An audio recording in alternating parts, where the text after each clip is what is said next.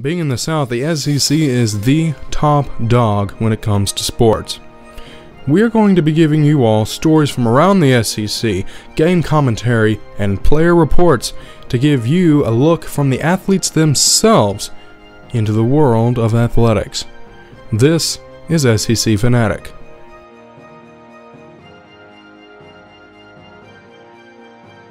Hello and welcome. This is SEC Fanatic's first show. I'm your host, Matthew Johnson.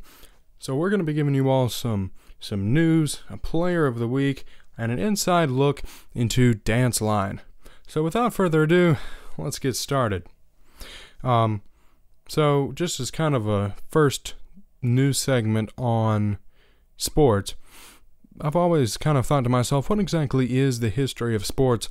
So I went in and I did some digging, and I found nothing.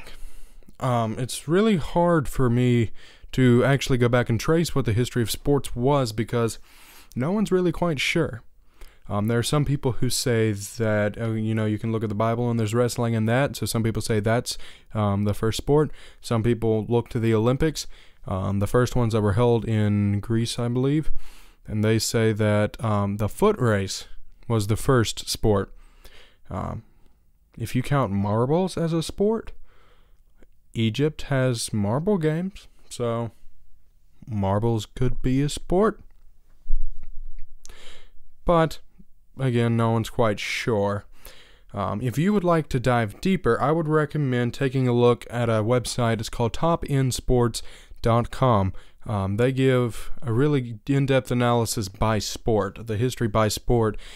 So if you're a soccer player, football player, rugby player, you can just go in. That's topinsports.com. They have good articles on the history of sports. So while the beginning of sports may be a mystery, however, what sports is today cannot be denied. It is a very big spectacle. The SEC is one of the greater sports conferences, especially here in America.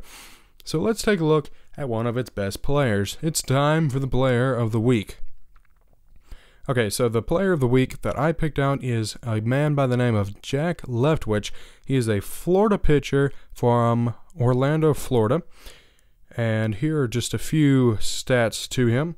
He was drafted in the 39th round by the Detroit Lions in the 2017 Major League Baseball draft.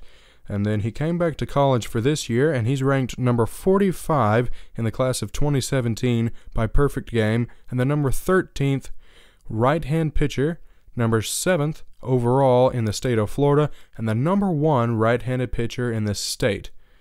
As a freshman in the college Florida, he led a win over Auburn after being the first freshman pitcher to be put in, and he was a key in anchoring Florida to get past the triple game in Auburn. Okay, so our next story topic is, of course, something kind of big that happened, especially in the world of football. The NFL Draft, which has just happened recently. The 82nd NFL Draft to be exact, and it saw 53 former SEC players drafted. Alabama had the most with 12 players, and the next was LSU with 7. Is that really a surprise? I don't know. Not Alabama, at least. Unfortunately. The highest drafted player was Georgia's Roquan Smith, who was a linebacker for Georgia. He will be headed for Chicago. Now, one thing that I always wonder is, when it comes to the NFL Draft, there's so much hype. What are these players' futures actually going to be like? Are they going to be successful or not? And really, it's these first few years that are kind of telling as to how that will be. So it'll be interesting to see how these all play out. So switching gears a little bit, let's take a look at our guest today. Our guest today that we're going to be taking a look at the interview for is Anna Seymour, and she does high school dance line for Opelika High School. And she is going to give you all an inside look into the world of Dance Line.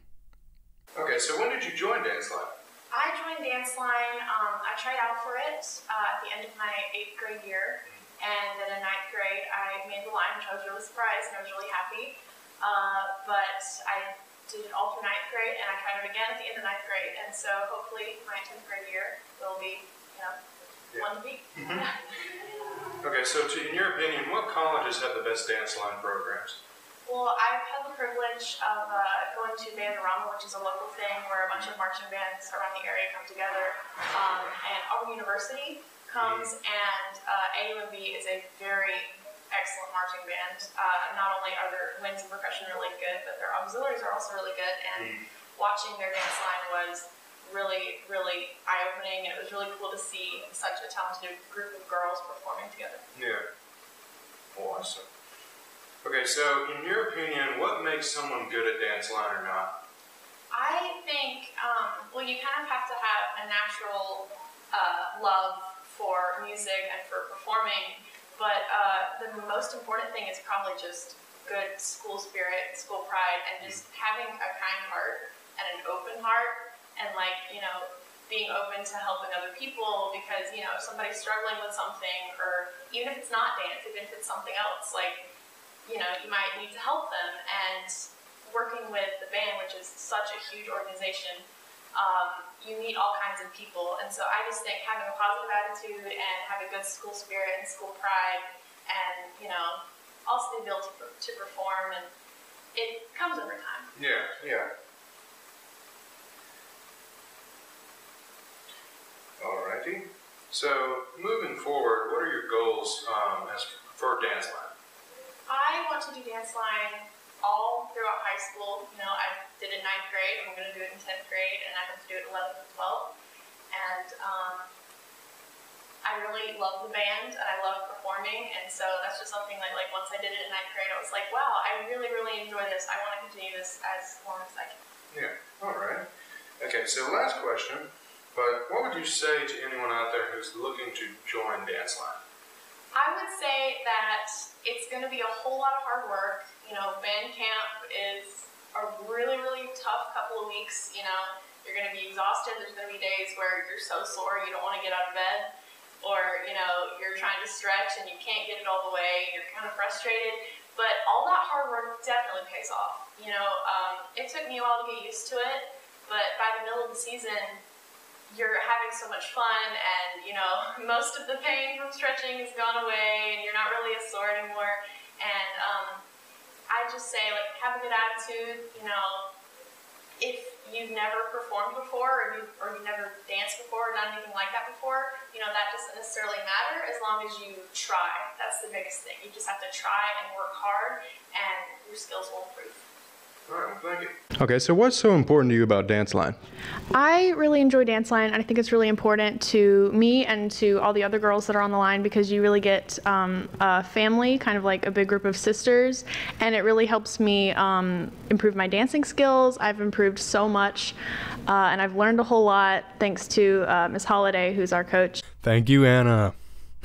Okay, so this week's crazy sport is extreme ironing. What this is, you might ask? Well, by definition, it is an outdoor activity that combines the danger and excitement of extreme sports with the satisfaction of a well-pressed shot. It involves taking an ironing board if possible, to remote locations and ironing a few items of laundry. This can involve ironing on a mountainside, preferably on a difficult climb, or ironing while skiing, snowboarding, or canoeing. I'm not doing that. But if that interests you, or if you do it, I would kind of be interested to hear, especially if you do it. If you do it, let me know. Alright, well, I think that's going to be it for now. I hope you all enjoyed. If you have any questions, comments, concerns, or moral dilemmas, feel free to contact us at secsportsfanatic@gmail.com. That is secsportsfanatic@gmail.com. Comment below if you want to try extreme ironing. That is not me. This is SEC Fanatic. Thanks for watching.